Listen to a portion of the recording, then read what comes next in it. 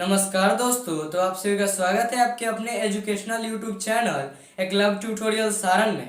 दोस्तों, आज के इस वीडियो में मैं आप सभी छात्रों के लिए बिहार बोर्ड कक्षा 8वीं का जो आप सभी का विज्ञान विषय है, आज इस वीडियो में पढ़ाने वाला हूं। दोस्तों, आशा करूंगा आप लोग वीडियो को अंत तक देखकर आप लोग इस वीडियो को अपने सभी दोस्तों के पास शेयर करेंगे, वीडियो को लाइक करेंगे और चैनल पर नए हैं तो चैनल को सब्सक्राइब करेंगे। तो चलिए दोस्तों, बिना देरी किए अब हम लोग चलते हैं सीधा चैप्टर की ओर। तो साथियों, जैसे कि आप लोग पहले वीडियो में सुन चुके हैं कि आज हम लोग किस चैप्टर के बारे में पढ़ाई करने वाले हैं, यानी मैं आप सभी को किस चैप्टर के बारे में पढ़ाने वाला हूं। तो आज मैं आप सभी को कक्षा 8वीं का विज्ञान विषय जो है उसका अध्याय नंबर 9, जिसका नाम है ईंधन हमारी ज़रूरत, इसको मैं आप सभी को पढ़ाने वाला हूं। तो सबसे पहले हम लोग इस टॉपिक पे बात करेंगे, ईंधन हमारी ज़रूरत, इसका मतलब क्या होता है। ईंधन यानी इसका मतलब होता है ईंधन यानी आग। जो आग हमें भोजन पकाने में या फिर कहीं हमें किसी चीज़ में या फिर किसी चीज़ को जलाने में काम आता है। तो सबसे पहले हम लोग बात करेंगे, इस चैप्टर का मतलब ही है, इस चैप्टर में हम लोग पढ़ेंगे ही कि आग जो है हमारे लिए कैसे उपयोगी है, यानी हमारे लिए कैसे ज़रूरतमंद है। तो देखिए, आप सभी का जो चैप्टर है वो स्टार्ट होता है। यहाँ पे लिखा गया है, आप अपने घर में भोजन बनाते देखे होंगे, यानी आप लोग अपने घर में मम्मी को या फिर दीदी को या फिर आप लोग खुद भोजन बनाते हुए देखे होंगे। पानी गर्म करते देखते होंगे। विभिन्न प्रकार की मशीनें जैसे गेहूं पीसने वाली मशीनें से लेकर ईंट पकाने वाली भट्ठी या गांव में मिट्टी के बर्तन बनाने वाले लोग जब उसे पकाते हैं वहाँ भी ईंधन की आवश्यकता पड़ती है। गेहूं वाले मशीन या फिर गांव में आप लोग चिमनी वाले भट्टी पे ईंटा जहाँ पे पकता है वहाँ पे, या फिर आप लोग कुम्हार के पास जो बर्तन बनाते हैं मिट्टी के, उन लोगों को देखे होंगे कि वो जो है वो जो बर्तन है उसको क्या करते हैं, आग में पकाते हैं, यानी ईंधन में पकाते हैं। वहाँ भी क्या होती है, ईंधन की आवश्यकता होती है। ठंडों के दिनों में आप अपनी दादी माँ को आग तापते देखे होंगे या फिर आप लोग खुद आग तापे होंगे। हर एक जलने वाला पदार्थ जो जलकर ऊष्मा ऊर्जा देता है उसे ईंधन कहते हैं। तो यहाँ पे हमें ईंधन का डिफिनेशन भी हो जाता है, हर वह पदार्थ जो जलकर ऊष्मा और ऊर्जा देता है उसे ईंधन कहते हैं। तो इसको आप लोग अपने कॉपी में नोट कर लेंगे या फिर बुक में अंडरलाइन कर लेंगे, जिस प्रकार हमने किया है, ताकि आप सभी को जब भी प्रश्न पूछा जाए कि ईंधन क्या है उससे आप सभी को आसानी हो, यहाँ से आसानी से आप लोग देख सकते हैं। तो चलिए देखते हैं हम लोग आगे आपका क्या दिया गया है। इस तरह आप अपने आसपास पाए जाने वाले ईंधन की एक सूची बनाइए। अब आपकी सूची में गोबर यानी लकड़ी, कोयला, काष्ठ, charcoal, petrol, diesel, LPG, CNG इत्यादि हो सकते हैं। यानी आप लोग जो सूची बनाएंगे उसमें गोबर के गांठे, चिपड़ी, लकड़ी, कोयला, काष्ठ, charcoal, petrol, diesel, CNG, LPG, ये सब इत्यादि चीज़ें ईंधन के रूप में आपके आ सकते हैं। आप जो सूची बनाएंगे उसमें ये जरूर आएंगे। इन पदार्थों में देखें कौन पदार्थ जलता है और कौन नहीं। यानी आप जो सूची बनाएंगे उसमें हमें देखना है कि कौन कौन सा पदार्थ जो है वो जलता है और कौन कौन सा पदार्थ जो है वो नहीं जलता है। फिर देखिए आगे, क्रियाकलाप 1 जो आपका इस पाठ का पहला क्रियाकलाप है। एक तालिका बनाइए जिसमें यह बताइए कि कौन सा ईंधन किस काम में आता है। इसमें आप शिक्षक महोदय की मदद ले सकते हैं। ये आपको एक तालिका बनाना है और उसमें बताना है कौन सा ईंधन जो है यानी कौन कौन से काम में उसकी आवश्यकता होती है। इसमें आप लोग अपने शिक्षक महोदय यानी वर्ग शिक्षक की भी सहायता ले सकते हैं। तो जैसे यहाँ पे दिखा गया, पहला घरेलू उपयोग में, जैसे घरेलू उपयोग में हमें किस चीज़ की आवश्यकता होती है, मिट्टी की तेल जो है उसकी भी आवश्यकता होती है, एलपीजी की आवश्यकता पड़ती है, गोबर से बने गैठे की आवश्यकता पड़ती है, लकड़ी की आवश्यकता पड़ती है, कोयला की आवश्यकता पड़ती है। फिर देखिए आगे दिया गया है, यहाँ पे दिया गया है ट्रांसपोर्ट में, यानी जो गाड़ी घोड़े हैं यानी गाड़ी जितनी भी है मशीनें हैं उनमें किस चीज़ों की आवश्यकता होती है। तो यहाँ पे हो जाएगी डीजल और पेट्रोल, डीजल और पेट्रोल और सीएनजी। इन तीन चीज़ों की जो ज़रूरत है हमें क्या होती है, इन तीनों चीज़ों की आवश्यकता हमारे क्या है, जो ट्रांसपोर्ट है उनमें होती है। और विद्युत उत्पादन में, जैसे बिजली उत्पादन में, तो बिजली उत्पादन में यहाँ पे हो जाएगा आपका चारकोल हो जाएगा। फिर देखिए आगे दिया गया औद्योगिक उपयोग में, औद्योगिक उपयोग में कौन कौन सी चीज़ों की आवश्यकता होती है वो भी हमें लिखना है। फिर दिया गया रॉकेट प्रक्षेपण में किस किस चीज़ों की आवश्यकता होती है वो सभी हमें देखनी है। उसके बाद देखेंगे हम लोग नेक्स्ट पेज में,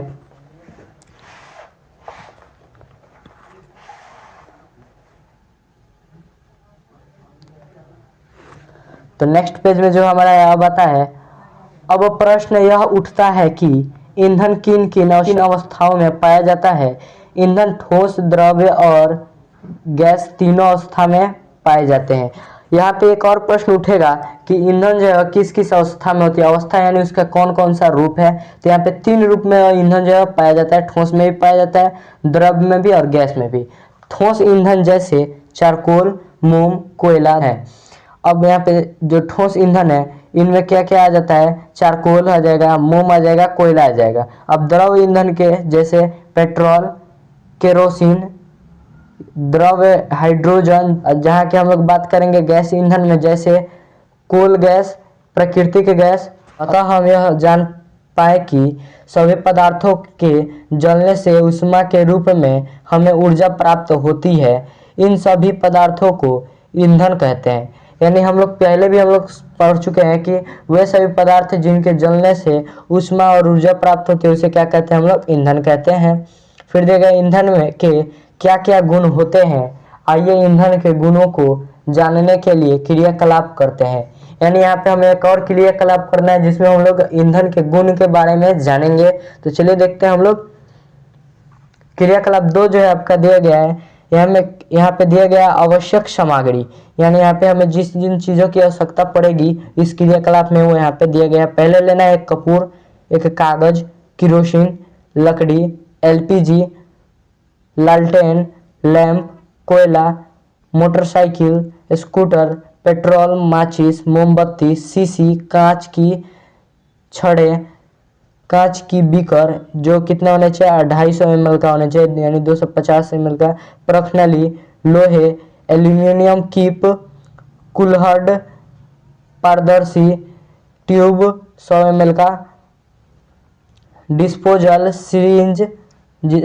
सिरिंज, फिर यहाँ पे फिनोफ्थलीन, सूचक चूना, कपड़ा इत्यादि। यहाँ पे हमें इन सभी चीज़ों की आवश्यकता इस क्रियाकलाप में हो पड़ेगी। मोमबत्ती को जलाइए।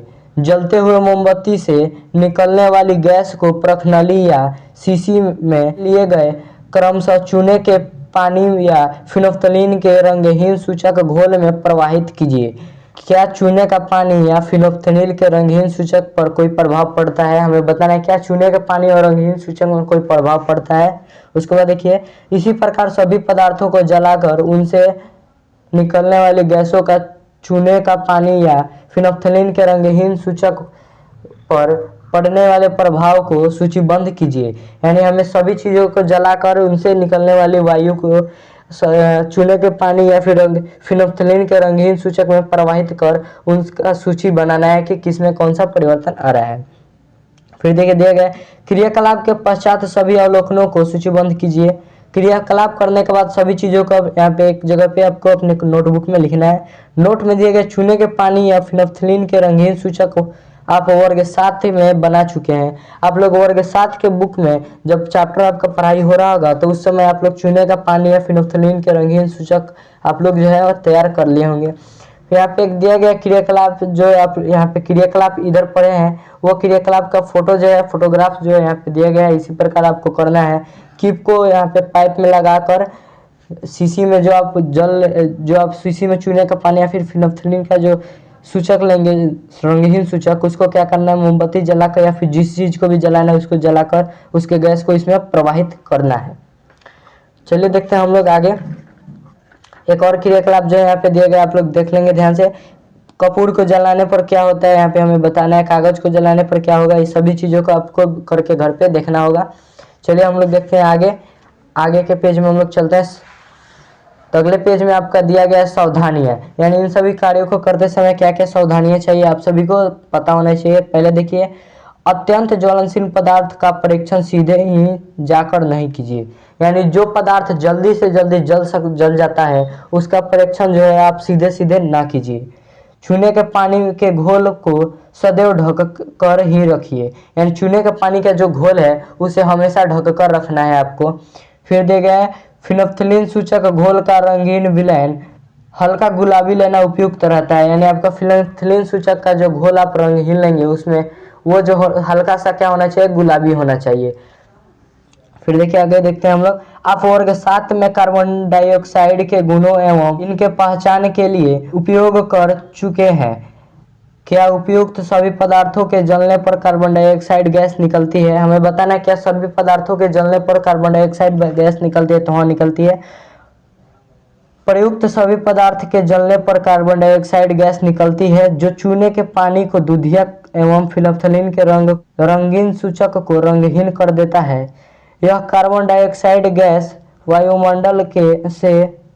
वायुमंडल से ऑक्सीजन प्राप्त करके ईंधन में उपस्थित कार्बन से क्रिया कर बनाता है। कार्बन डाइऑक्साइड गैस बनाने के उपरांत ऊष्मा और प्रकाश प्राप्त होती है। यानी क्या करेंगे, जब हम इसका परीक्षण करेंगे तो उस समय जो कार्बन डाइऑक्साइड गैस है वो सभी पदार्थों को जलाने पर निकलेगा, और उसमें से निकलते समय जब कार्बन डाइऑक्साइड गैस निकलेगा तो उसमें ऊष्मा और प्रकाश भी प्रतीत होता है। फिर देखिए यहाँ पे क्या होगा, कार्बन प्लस ऑक्सीजन के मिलने से क्या होता है, कार्बन डाइऑक्साइड जो है वो बनता है, और कार्बन डाइऑक्साइड के साथ क्या बनता है, ऊष्मा। कौन सा पदार्थ है जो अधिकांशतः ईंधन से होता है? सभी ईंधन मुख्य रूप से कार्बन से बने होते हैं। यहाँ पे एक और इन सभी चीज़ों को आप लोग अपने कॉपी में या फिर बुक में हाईलाइट करते जाएंगे।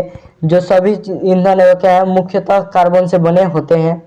आगे देखिए, आप अपने आसपास कौन कौन से ईंधन उपयोग होते हैं हुए देखते हैं, इनकी सूची बनाइए। यहाँ पे हमें बोला जा रहा है अपने आसपास जिन जिन ईंधनों का उपयोग हो रहा है उन सभी का सूची हमें क्या करना है, बनाना है। क्या आपने कभी सोचा है कि ये सभी तरह के ईंधन कहाँ से प्राप्त होते हैं? क्या आप लोगों ने कभी सोचा है कि ये जितने भी ईंधन हैं वो कहाँ से प्राप्त होते हैं?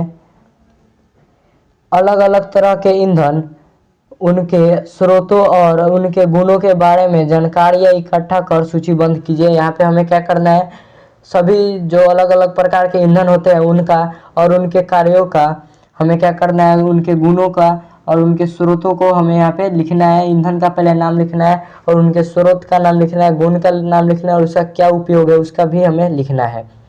फिर देखिए यहाँ पे आप सभी को इन सभी जगहों पर करना है, और यहाँ पे भी तालिका बनाकर दिया हुआ है, यहाँ पे भी आपको भरना है। फिर आगे हम लोग देखेंगे ईंधन का वर्गीकरण, यानी ईंधन को बांटा गया है उसके बारे में हम लोग आगे चर्चा करेंगे। तो देखिए दिया गया है, उपयुक्त सूची में हम देखते हैं कि सभी ईंधन एक जैसे नहीं है, अतः ईंधन का वर्गीकरण इस प्रकार करते हैं। यानी आप लोग जब यहाँ पे सूची बनाएंगे इसमें तो यहाँ पे आप लोग पाएंगे कि सभी जो ईंधन है वो एक जैसे नहीं है, सभी अलग अलग प्रकार के हैं। तो उनके ही हमें क्या करना है, यहाँ पे वर्गीकृत यानी उनको ही बांट कर हमें अध्ययन करना है। तो देखिए दिया गया पहला में उत्पत्ति के आधार पर ईंधन का वर्गीकरण, यानी उत्पत्ति के आधार पर जब हम लोग ईंधन का वर्गीकरण करेंगे तो यहाँ पे होगा प्राथमिक ईंधन, उसके बाद होगा द्वितीय ईंधन। तो प्राथमिक ईंधन में हो जाएगा लकड़ी, कोयला, तेल, पेट्रोलियम इत्यादि, और द्वितीय ईंधन में हो जाएगा चारकोल, कोक, रसोई गैस इत्यादि। उसके बाद हम लोग देखेंगे भौतिक अवस्था के आधार पर ईंधन का वर्गीकरण। तो भौतिक अवस्था के आधार पर ईंधन को 3 भागों में बांटा गया है, ठोस, द्रव्य और गैस। उसके बाद ठोस को 2 भागों में बांटा गया है, लकड़ी और कोयला। द्रव्य हो जाएगा पेट्रोलियम, और गैस से हो जाएगा प्राकृतिक गैस। तो चलिए आगे हम लोग देखेंगे। यह जो है क्रियाकलाप 3 है। तो देखिए हम लोग देखते हैं, बताया जा रहा है कुछ बर्तन लीजिए, उन्हें मूंगफली, भुने हुए चने, पॉपकॉर्न इत्यादि से भरिए। यानी हमें क्या करना है, कुछ बर्तन लेना है और उसमें क्या करना है, अलग अलग बर्तन में मूंगफली, भुने हुए चना, पॉपकॉर्न इत्यादि को भरना है। बच्चों को 7 के समूह में बांट दीजिए। बच्चे जितने भी आपके क्लास में आपके दोस्त हैं या फिर आपके घर के आसपास के दोस्त हैं उन सभी को 7 समूह में बांट दीजिए। अब इन समूहों को 1, 2 और 4 बच्चों वाले समूहों में बांट दीजिए। इन समूह को क्या करना है, 1, 2 और 4 बच्चों वाले समूह में क्या करना है, बांट देना है। फिर उन्हें क्रमशः पहली, दूसरी और तीसरी पार्टी के रूप में चिन्हित कीजिए। ये उपसमूह उपभोक्ताओं को निरूपित करते हैं। जनसंख्या में वृद्धि के साथ साथ दूसरी ओर तीसरी पीढ़ी में उपभोक्ता की संख्या अधिक है। प्रत्येक समूह के लिए मेज पर एक पूरा भरा पात्र रख दीजिए। प्रत्येक समूह की पहली पीढ़ी के उपभोक्ता से कहिए कि वे अपने समूह के पात्र से वस्तुओं का उपभोग करें। अब प्रत्येक समूह की दूसरी पीढ़ी को भी वैसा ही करने को कहिए। विद्यार्थी से कहिए कि वे प्रत्येक पात्र से वस्तुओं की उपलब्ध को ध्यान से देखें। यदि पात्रों में कुछ शेष बचा है तो प्रत्येक समूह की तीसरी पीढ़ी में सभी उपभोक्ताओं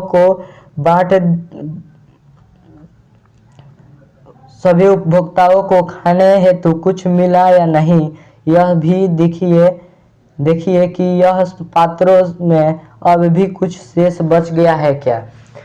तो इस क्रियाकलाप से यहाँ तक जो हमने पढ़ा है, इससे यह पता चलता है हमें क्या करना है। कुछ खाने वाले पदार्थों को इकट्ठा करना है और बच्चों को समूह के रूप में पहले अलग कर देना है, यानी इकट्ठा करके समूह के रूप में बांट देना है। उसके बाद क्या करना है, अगर मान लीजिए एक रोटी लेते हैं और एक समूह में बांटते हैं जिसमें एक बच्चा है, तो वो एक समूह वाला बच्चा जो है वो खा भी लेगा और उसमें से बच भी जाएगा। फिर आगे हम लोग देखेंगे, इसी के बारे में हम लोग आगे यहाँ पे चर्चा करेंगे, लेकिन मैं आपको पहले बता देता हूँ। फिर अगले समूह को भी आप एक रोटी देते हैं, तो फिर वो समूह भी है जो भी है, तो उसमें से जो है आधा आधा वो जो है खाकर वो बराबर कर लेंगे, आधा आधा वो खाएंगे। लेकिन चौथे समूह को अगर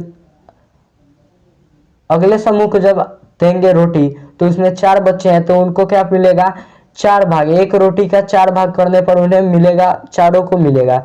और उनसे भी कुछ बचता है तो अगले हमें क्या करना है, अगले तीसरे पीढ़ी के बच्चों को हमें देना है।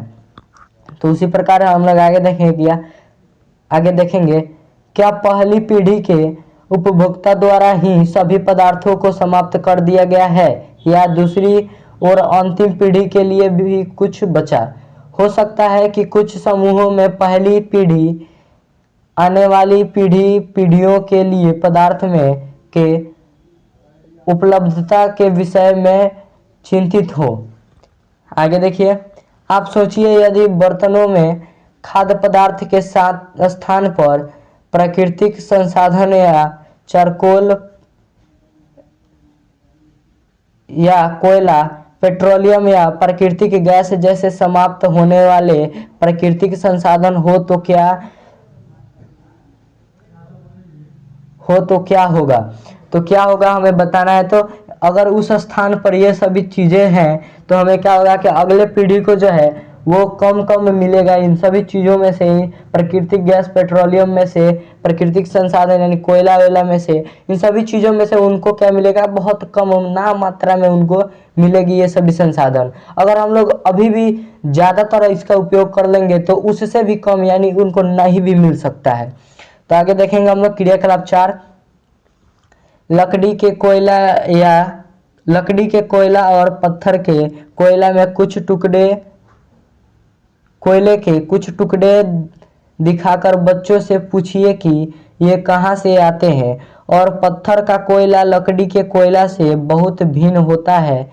यह बहुत ही घन ठोस यानी पत्थर जैसा ठोस होता है।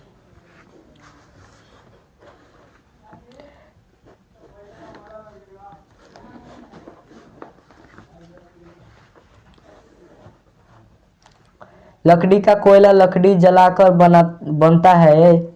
अन्य खनिजों की तरह कोयला भी खानों से खोदकर निकाला जाता है। तो हमें यहाँ पे बताना है लकड़ी के जो कोयला है और लकड़ी का कोयला और पत्थर का कोयला जो हमें लेकर बच्चों को दिखाना है और पूछना है ये कहाँ से आते हैं। उसके बाद हमें यहाँ पे बताया जा रहा है कि लकड़ी का जो कोयला जो है वो पत्थर के कोयले से पत्थर का कोयला जो है वो लकड़ी के कोयले से बहुत भिन्न होता है। यह जो है बहुत ही कठोर होता है। पत्थर का जो कोयला है वह बहुत ही कठोर होता है। फिर यहाँ पे लकड़ी का कोयला जो है वो लकड़ी को जलाकर बनाया जाता है। वो कैसे बनाया जाता है अगले हम लोग क्रियाकलाप में करेंगे। तब तक के लिए हम लोग देखिए यहाँ पे दिया गया है, यह पत्थर जैसे कठोर और काले रंग का होता है। यह पत्थर जो है वो कठोर और काले रंग का होता है। कोयला का उपयोग विभिन्न उद्योगों में ईंधन के रूप में भी किया जाता है। कोयला का जो उपयोग है वो विभिन्न उद्योगों में ईंधन के रूप में किया जाता है। क्या आप जानते हैं कि कोयला कैसे बनता है? तो क्या आप जानते हैं कोयला जो है कैसे बनता है? तो क्रियाकलाप 5 में हम लोग देखेंगे कोयला जो है कैसे बनता है। कुछ लकड़ी के टुकड़े लेकर उन्हें ऐसे बंद बर्तन में गर्म कीजिए जिनके बगल में नली लगी हो। जैसे यहाँ पे नली जो है लगी हुई है, उसी प्रकार से आपको एक बर्तन लेना है। इसको धीरे धीरे गर्म कीजिए तथा अवलोकन कीजिए क्या लकड़ी के रंग एवं अवस्था में कोई परिवर्तन होता है। क्या लकड़ी के रंग में एकाएक परिवर्तन हो गया, हमें बताना है। तो यहाँ पे होगा बंद बर्तन में लकड़ी को गर्म करने से लकड़ी धीरे धीरे कोयले में बदल जाती है, अर्थात इसमें से द्रव और गैसीय पदार्थ भी निकलते हैं। फिर हम लोग आगे देखेंगे कोयले की कहानी। कोयले की कहानी के बारे में हम लोग पढ़ेंगे, यानी कोयला जो है वो कहाँ से आता है, कैसे बनता है, इसके बारे में हम लोग कैसे बनता है वो तो हम लोगों ने चर्चा कर लिया। कहाँ से आया था, कब से हुआ, इस सब के बारे में हम लोग पढ़ेंगे। तो देखिए दिया गया है लगभग 300 मिलियन वर्ष पूर्व पृथ्वी पर निचले जलीय क्षेत्रों में घने वन थे। बाढ़, भूकंप इत्यादि जैसे प्राकृतिक क्रियाओं के कारण ये वन मिट्टी के नीचे दब गए। इनके ऊपर अधिक मिट्टी जम जाने के कारण वे संपीड़ित हो गए। जैसे जैसे वे गहरे होते गए उनका ताप भी बढ़ते गया। उच्च दाब और उच्च ताप पर वायु की अनुपस्थिति में अवसादी शैलों की परतों के बीच में मृदा वनस्पति ऊतक भी सुरक्षित रहा। निरंतर और धीरे धीरे दाब पड़ते रहने के कारण